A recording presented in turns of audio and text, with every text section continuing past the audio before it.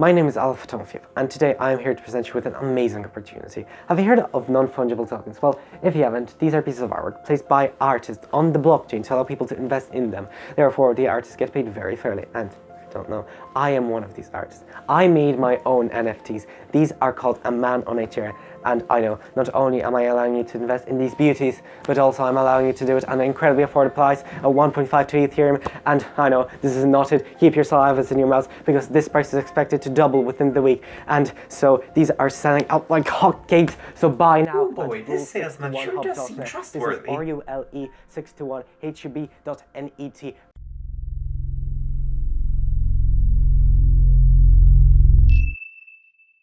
So if it wasn't obvious already, I am being very sarcastic.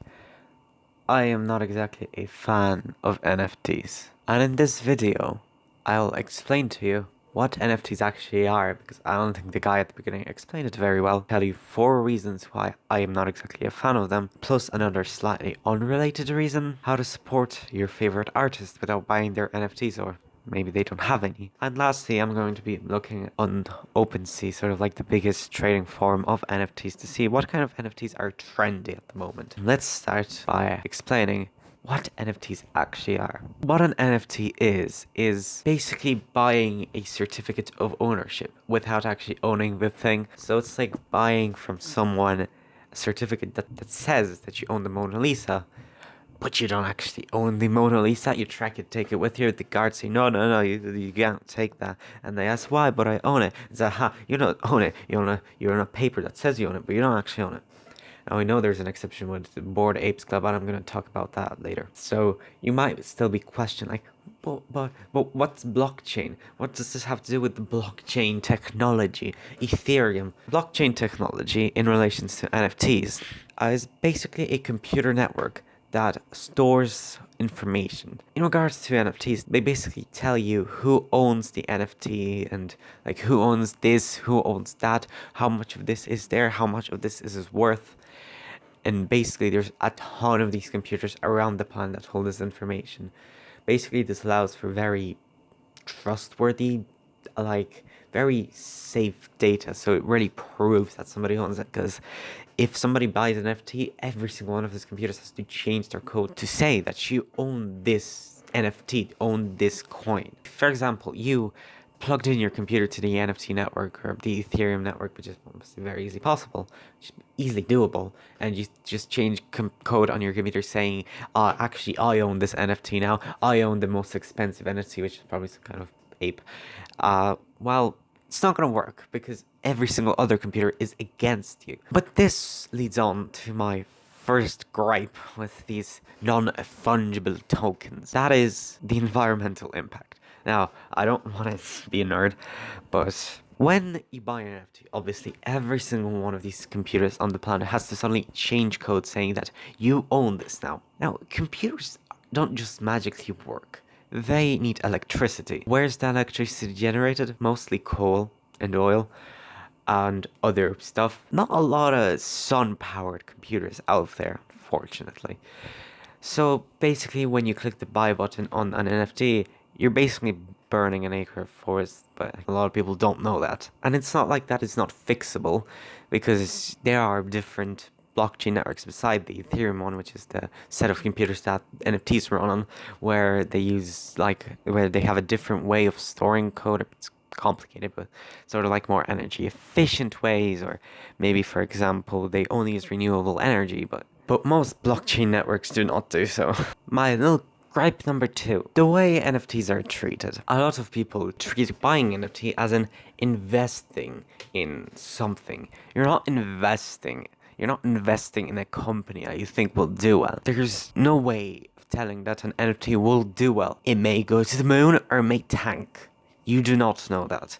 It's not a company. If a company's settled for years, it's probably not going to disappear overnight. All its value is going to be gone, which is very possible, easily possible with NFTs. What if, number 3, stolen artwork. A lot of people like to steal other people's work, whether it is paintings, drawing, animations, stealing it, downloading it, and selling it as an NFT. Now sure, this has existed for millennia, But giving people another way of earning money from stolen artwork is not a very smart thing to do now, is it? And in my opinion, stealing another person's artwork is heinous. So giving people another reason to steal artwork is not a very smart thing to do. But okay, what if suddenly everybody becomes a moral angel and stops stealing other people's artwork for their own gain? First 3 issues solved. On to the 4th one, because I'm still not okay with it.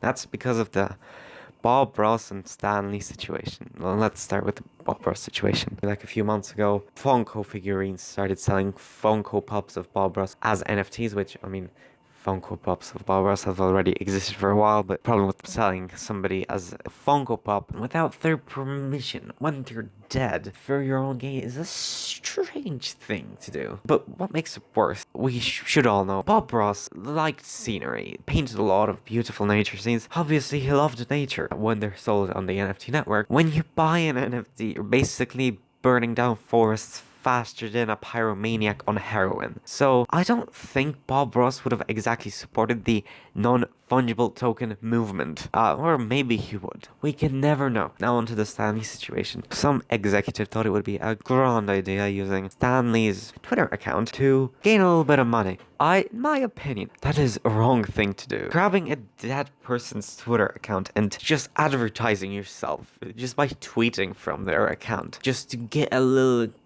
quick cash grab is very disrespectful. And these may be only 2 occasions, but nothing stops companies from doing this over and over and over again. So giving companies another route to be corrupt is not a good thing. What if magically every company becomes decorrupted? Well, let's get on to the slightly kind of unrelated issue number 5. So NFTs sort of made cryptocurrency explode, or maybe they sort of exploded at the same time. Now what happens when cryptocurrency is popular? A lot of scams. When I mean scams, I mean pump and dump schemes. Big creators, notoriously Face Clan and Scum, kind of just making themselves a little cryptocurrency, or like having somebody else make a cryptocurrency for them. They buy just a truckload of it, and then what they do is they send out on their Twitter, "Hey everyone, buy this cryptocurrency, you're gonna get rich, it's going to the moon." Not financial advice, this is not financial advice. What happens then is once every single person rushes in to buy this hot new cryptocurrency, the cryptocurrency does actually go to the moon. And then every person involved in this scam would just sell their crypto immediately. What would happen? Well, the people who made the cryptocurrency, who were part of the scam, they would get rich. Or richer, I guess. And everybody else would lose money, as once they cashed out, currency would just drop substantially. And when people saw this, a lot of people might cash out then. So the cryptocurrency just keeps dropping until it's worth less than what it was worth on the beginning. Now, does this have anything to do with specifically non-fungible token? Not necessarily, right? This is just a different thing, I guess. Look, if every single one of these 5 issues was solved, would I find something wrong with NFTs? I guess not. If you wanna, in my opinion, waste your money, you're buying a certificate saying that you own this garbage piece of heartless, soulless artwork, and you don't even own the artwork. Well, the exception of the Bored Ape Club. So when you buy a Bored Ape Yacht Club NFT, you not only buy the NFT, but you also buy the artwork itself. You now own the copyright, and you also buy yourself a permanent ticket for all Bored Ape Yacht Club events. So if you want to buy a Bored Ape Yacht Club with all these issues fixed, fine, I don't care. Do I care that you'd buy a Bored Ape Yacht Club even if all of these issues are in effect? I wouldn't stop you. Do what you want with your money. I ain't you. I don't have your money. And so, you might be questioning me for some reason. There's so many smarter people on YouTube that would give you a better answer, but sure, you're asking me. What if I want to support an artist, and what if you say, like, I shouldn't buy their NFTs, or they don't have NFTs, how do I support them then? Well, for example, a lot of artists have donation accounts, like PayPal's, where you can just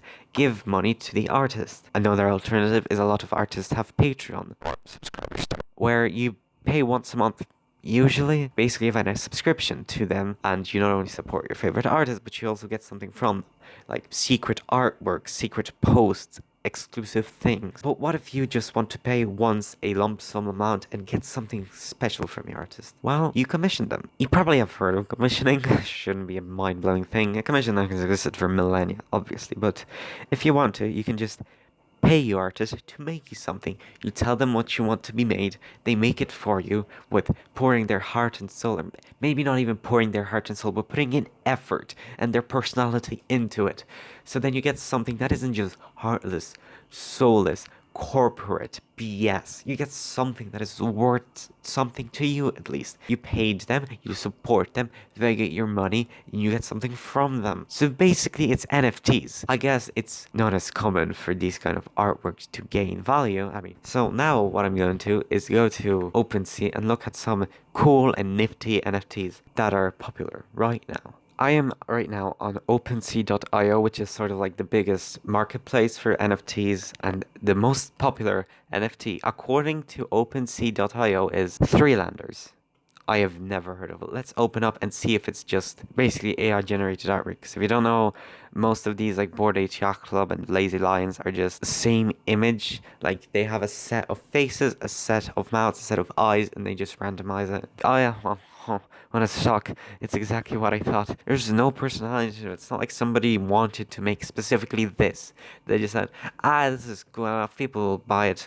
That's what they do. 10,000. Jesus Christ. Floor price 2.5, so that's the average price. €2,500 on average for one of these, for a certificate of ownership of one of these. Here we got 8K, next generation, high fashion. Oh, here we go, a jolly little leprechaun. Don't you like his green beard? That's horrendous. Like, what does it matter that it's 8K? It's worth $5,000. Now, these are very cute. How much are they worth? Ooh, they're cheap. Oh, here we got Lazy Lions, a sort of popular knockoff of Bored Ape Yacht Club. Yeah, I think this is where we're ending things. Okay, goodbye. Why am I standing here? You know what to do.